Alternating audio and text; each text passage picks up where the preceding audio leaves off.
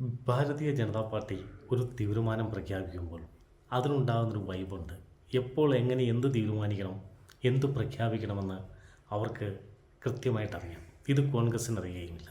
ഇന്ന് ഇന്ത്യൻ നിയമസഭകളിൽ ഭാരതീയ ജനതാ പാർട്ടിക്ക് 1658 MLA മാരുള്ളപ്പോൾ കോൺഗ്രസ് വെറും 648 MLA മാരിലേക്ക് ചുരുങ്ങിപ്പോയത് ആ പാർട്ടിയുടെ കുഴപ്പം കൊണ്ടാണ്. ഇന്ന് ഡൽഹിയുടെ മുഖ്യമന്ത്രിയായി രേഖ ഗുപ്ത അധികാരമേറ്റപ്പോൾ BJPയുടെ വ്യക്തമായ ഒരു രാഷ്ട്രീയ പ്രഖ്യാപനമുണ്ട്. രാജ്യസ്ഥല സ്ഥാനത്ത് ഒരു വനിതാ മുഖ്യമന്ത്രി. അത് ഭാരതത്തിൽ മാത്രമല്ല, ഭാരതത്തിന് പുറത്തും ആ തീരുമാനം ചർച്ച ചെയ്യപ്പെടുന്ന ഒന്നാണ്. രേഖ ഗുപ്ത എന്ന RSSൻ്റെ വിദ്യാർത്ഥി വിഭാഗത്തിലൂടെ രംഗത്ത് വന്ന ABVPയുടെ ഡൽഹി യൂണിവേഴ്സിറ്റിയുടെ പ്രസിഡൻ്റായിരുന്ന, യുവമോർച്ചയുടെ ജനറൽ സെക്രട്ടറി ആയിരുന്ന, ഡൽഹി മുനിസിപ്പൽ കോർപ്പറേഷനിൽ 3 തവണ മെമ്പറായ, കൗൺസിലറാവുകയും പിന്നീട് മേയറാവുകയും ചെയ്ത രേഖ ഗുപ്ത. ആ രേഖ ഗുപ്തയെ ഭാരതീയ ജനതാ പാർട്ടി ഉയർത്തിക്കൊണ്ടുവരുമ്പോൾ ഡൽഹിയിൽ വെറും 7% മാത്രമുള്ള ബനിയ വിഭാഗത്തിൻ്റെ പ്രതിനിധി, വാണിജ്യ രംഗത്ത് സജീവമായ ഒരു വിഭാഗം, AAP-യോട് ചേർന്ന് നിൽക്കുന്നൊരു വിഭാഗം, അതോടൊപ്പം AAP എന്ന രാഷ്ട്രീയ പ്രസ്ഥാനത്തെ, ആം ആദ്മി പാർട്ടിയെ തോൽപ്പിക്കുക മാത്രമല്ല വേരോടെ എറിയുക എന്ന ഒരു രാഷ്ട്രീയ ലക്ഷ്യം കൂടിയുണ്ട്. രേഖ ഗുപ്ത അധികാരം ഏറ്റെടുത്ത ശേഷം എങ്ങോട്ടാണ് രേഖ ഗുപ്തയും സഹപ്രവർത്തകരും യാത്രയായത്? യമുന തീരത്തേക്ക്. ഗംഗാ ആരതി ഇന്ത്യയിലും ലോകത്തും പ്രശസ്തമാണ്. യമുന നദി ഈ തെരഞ്ഞെടുപ്പിൽ വലിയ ചർച്ചാ വിഷയമായിരുന്നു. കെജ്രിവാൾ യമുന നദിയെ ശുദ്ധീകരിക്കുന്നതിലും മാലിന്യ വിമുക്തമാക്കുന്നതിലും പരാജയപ്പെട്ടുവെന്ന് BJP ആരോപിച്ചു. ഹരിയാന ഡൽഹിക്കുള്ള കുടിവെള്ളത്തിൽ വിഷം കലർത്തുന്നുവെന്ന് കെജ്രിവാൾ തിരിച്ചടിച്ചു. ഏതായാലും 3-2 ഭൂരിപക്ഷത്തോടെ ഡൽഹിയിൽ അധികാരത്തിലേറിയ രേഖ ഗുപ്ത സർക്കാർ ആ മന്ത്രിമാർ സഹിതം യമുന തീരത്തെത്തി യമുന ആരതി നടത്തി. ആദ്യത്തെ പ്രഖ്യാപനത്തിൽ അവർ പറഞ്ഞത്, കഴിഞ്ഞ തെരഞ്ഞെടുപ്പിൽ വലിയ ചർച്ചാ വിഷയമായിരുന്ന താൻ ഇന്നും ഡൽഹിയുടെ മുഖ്യമന്ത്രിയായിരിക്കുമെന്ന ഒരു പൊട്ട വിശ്വാസത്തിൽ ഖജനാവിൽ നിന്ന് 80 കോടിയോളം രൂപ മുടക്കി നവീകരിച്ച ചില്ലുകൊട്ടാരം ശീഷ് മഹൽ, ഈ ശീഷ് മഹലിനെ ഒരു സ്മാരകമാക്കുമെന്നാണ് സ്മാരകമെന്ന് പറഞ്ഞാൽ മ്യൂസിയമാക്കി മാറ്റുമെന്നാണ് ഡൽഹി മുഖ്യമന്ത്രി രേഖ ഗുപ്ത പ്രഖ്യാപിച്ചത്.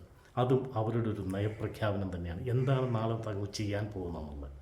അതുപോലെ കെജ്രിവാളിൻ്റെ മന്ത്രിസഭയുമായി ബന്ധപ്പെട്ട അഴിമതി ആരോപണങ്ങളും അടങ്ങുന്ന 17ഓളം റിപ്പോർട്ടുകൾ ഡൽഹി നിയമസഭയുടെ മേശപ്പുറത്ത് വയ്ക്കുമ്പോൾ കെജ്രിവാളിനെയും സംഘത്തെയും ഏതായാലും ഭാരതീയ ജനതാ പാർട്ടി വിടാൻ ഉദ്ദേശിക്കുന്നില്ലെന്ന് തന്നെയാണ് മനസ്സിലാകുന്നത്.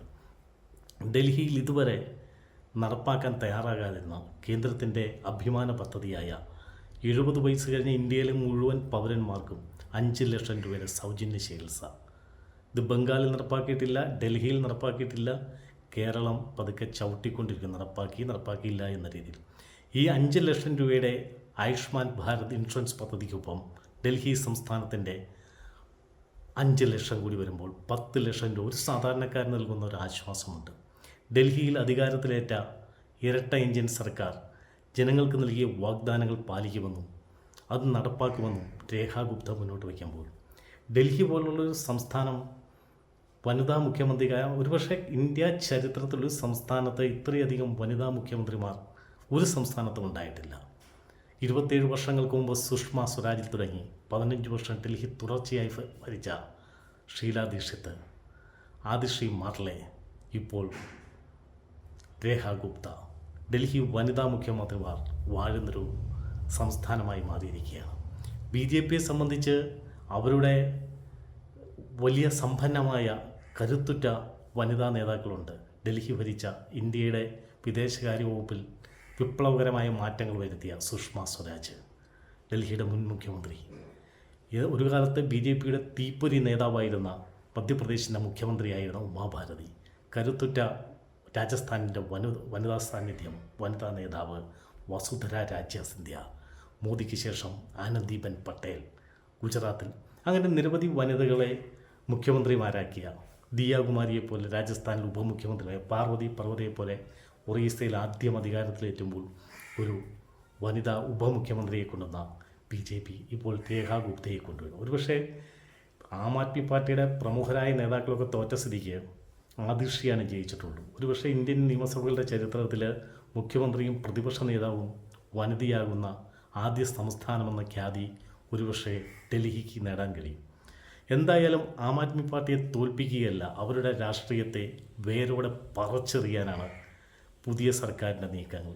കെജ്രിവാളിനെതിരെയുള്ള അഴിമതി ആരോപണങ്ങൾ ശക്തിപ്പെടുത്തുമ്പോൾ ഈ ആം ആദ്മി പാർട്ടി അണ്ണാ ഹസാരയുടെ സമരത്തിലൂടെ ഉയർന്നു വരുമെന്ന് പറയുമ്പോൾ അന്ന് അതിന് തലയെടുപ്പുള്ള പ്രശാന്ത് ഭൂഷണും അങ്ങനെയുള്ള കിരൺ ബേദി ഉൾപ്പെടെയുള്ള വലിയ നേതാക്കളുണ്ട്. ഇപ്പോൾ അത് കെജ്രിവാൾ എന്നൊരു നേതാവിലേക്ക് ആ കെജ്രിവാൾ പരാജയപ്പെട്ടു, കെജ്രിവാളിൻ്റെ സർക്കാർ പരാജയപ്പെട്ടു. ആദ്യം പഞ്ചാബിൽ പ്രശ്നങ്ങളുണ്ടായി. കാരണം ഈ പാർട്ടിയെ പിടിച്ചു കിട്ടുന്ന ഒരു ആദർശ പ്രത്യയശാസ്ത്രമില്ല, അതിൻ്റെ അണികളെ കൂട്ടി നിർത്താനല്ല.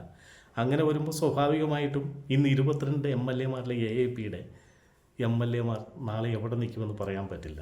ഡൽഹി സർക്കാർ അധികാരമേറ്റുന്ന ചടങ്ങിൽ കെജ്രിവാളോ ആദിർഷിയോ ക്ഷണമുണ്ടായിട്ടും എത്തിയില്ല. പക്ഷേ രാജ്യസഭ MP-യായ സ്വാതി മാലിവാൾ കെജ്രിവാളിൻ്റെ ഓഫീസിൽ അദ്ദേഹത്തിൻ്റെ PA-യായ ബിഭവ് കുമാർ ആക്രമിക്കുമെന്ന് പറയപ്പെടുന്ന സ്വാതി മാലിവാൾ